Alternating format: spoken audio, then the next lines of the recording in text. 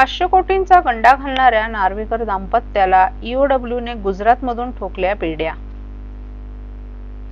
राज्यभरातील अनेक गुंतवणूकदारांची फसवणूक करणाऱ्या TWJ कंपनीचा मालक आणि व्यवस्थापकीय संचालक समीर नार्वेकर आणि त्याची पत्नी नेहा नार्वेकर यांना ठाणे आर्थिक गुन्हे शाखेच्या पथकानं गुजरातमधून शुक्रवारी अटक केली। TWJ कंपनीनं राज्यभरातील हजारो गुंतवणूकदारांची करोडो रुपयांची फसवणूक केली। या प्रकरणी चिपळूण, पुणे, यवतमाळसह अनेक शहरात गुन्हे दाखल आहेत। या प्रकरणात फरार कंपनीचा मालक समीर आणि त्याची पत्नी नेहा नार्वेकर यांचा गेल्या अनेक दिवसांपासून ठाणे पोलिसांकडून शोध सुरू होता। Trade with jazz associates private limited या कंपनीने गुंतवणुकीवर मोठा परतावा देण्याचं आमिष दाखवलं होतं।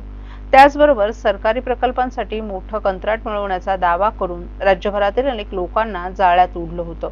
कंपनीच्या अनेक प्रकल्पांमध्ये गुंतवणुकीच्या नावाखाली करोडो रुपयांची माया जमवून कंपनीनं गाशा गुंडाळला। त्यानंतर कोकणासह राज्यभरातून कंपनीविरोधात पोलिसांकडे तक्रारी दाखल झाल्या होत्या। त्यानंतर कंपनीचा मालक समीर नार्वेकर, त्याची पत्नी नेहा यांच्यासह त्याच्या साथीदारांवर चिपळूणसह विविध पोलीस ठाण्यात गुन्हे देखील दाखल करण्यात आले होते।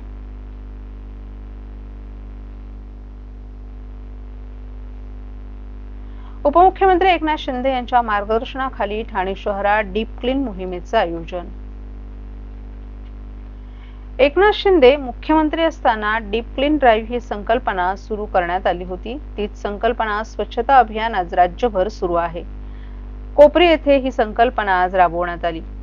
डीप क्लीन ड्राईव्ह या संकल्पनात ठाणे महानगरपालिकेचे कर्मचारी, कोपरी येथील जनता, शाळेतील विद्यार्थी, लहान मुलं आदी देखील मोठ्या उत्साहात सहभागी झाली होती। या स्वच्छते मोहिमेदरम्यान प्लास्टिक किंवा थर्माकोलचा वापर करणार नाही, तसंच कचरा टाकण्यासाठी कचराकुंडीचा वापर करून शहर स्वच्छ ठेवू अशी यावेळी सर्वांनी शपथ घेतली। या मोहिमेत ठाणे महानगरपालिकेतील अधिकारी कर्मचाऱ्यांनी देखील हातभार लावला, तसंच शाळकरी विद्यार्थ्यांनी देखील स्वच्छतेचे धडे दिले। शिवसेनेच्या महापौर पदाच्या उमेदवार शर्मिला पिंपळकर या देखील या मोहिमेत उतरल्या होत्या। पदाचा कारभार उद्यापासून जरी त्या स्वीकारणार असल्या तरी कामाला मात्र त्यांनी आजपासूनच सुरुवात केली। महापौर पदावर रुजू झाल्यानंतर शहर स्वच्छ करू असं यावेळी पिंपळकर यांनी सांगितलं।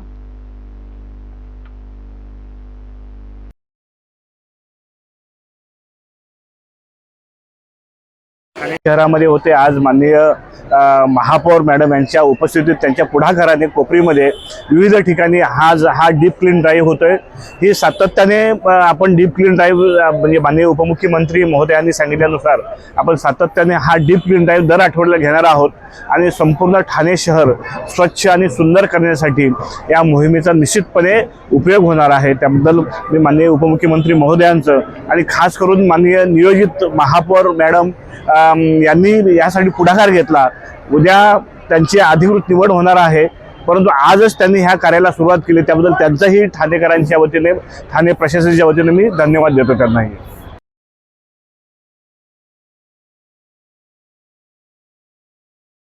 सर्व नागरिकांना आवाहन करण्यात येत आहे की सध्या डासांमार्फत पसरणाऱ्या डेंग्यू या आजाराचा प्रसार रोखण्यासाठी प्रत्येकाने पुढील प्रमाणे कार्यवाही करावी। डेंग्यू आजार एडिस इजिप्ती हा डास चावल्याने होतो। या डासांची पैदास साचलेल्या किंवा साचवलेल्या स्वच्छ पाण्यामध्ये होते। 8 दिवसांपेक्षा जास्त दिवस पाणी उघडे व साचून राहिल्यास त्यात डास अंडी घालतात। अंड्यांच्या अळ्या तयार होऊन पुढे डास तयार होतात। यासाठी आपल्या घरातील पाणी साठे उदाहरणार्थ बॅरल्स, पिंपे, टाक्या, हौद, रांजणे इत्यादी दर आठवड्याला रिकामे करून घासून पुसून कोरडे करून पुन्हा भरावे। 1 दिवस कोरडा दिवस म्हणून पाळावा। पाणी साठ्यांना घट्ट झाकणे बसवावीत किंवा जुनी साडी, चादर, धोतर यांनी बांधून झाकून ठेवावीत, म्हणजे डास त्यात जाऊन अंडी घालणार नाहीत। घराच्या गच्चीवर, आजूबाजूला, अंगणात कोठेही पाणी साचू देऊ नये। भंगार सामान उघड्यावर टाकू नये, उदाहरणार्थ टायर्स, प्लास्टिक सामान, कुंड्या, टाकाऊ वस्तू इत्यादी। अशा सामानात पावसाचे पाणी साठून त्यात डेंग्यूच्या डासांची पैदास होते। घरातील कूलर्स, फ्रीजच्या पाठीमागील ट्रे हे देखील वेळोवेळी कोरडे करावेत। लक्षात ठेवा, नुसत्या फवारणीने डास घनता कमी होत नाही, तर त्यासाठी डास पैदास ठिकाणे नष्ट करणे ही आपल्या सर्वांची जबाबदारी आहे. कोणताही ताप अंगावर न काढता जवळच्या शासकीय रुग्णालयात मोफत औषधोपचार घ्या. अशा प्रकारे नागरिकांनी सहकार्य केल्यास डेंग्यूचा प्रसार रोखणे सहज शक्य आहे.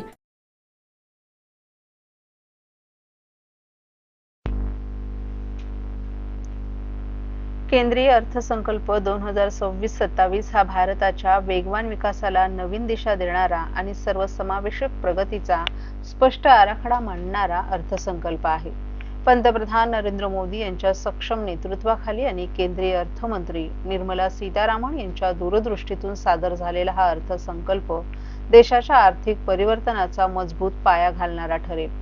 या अर्थसंकल्पात एफडीआयच्या माध्यमातून सेमीकंडक्टर, फार्मा, इलेक्ट्रॉनिक्स यांसारख्या उच्च तंत्रज्ञान उद्योगांमध्ये मोठ्या प्रमाणावर गुंतवणूक आकर्षित करण्यावर भर देण्यात आलाय.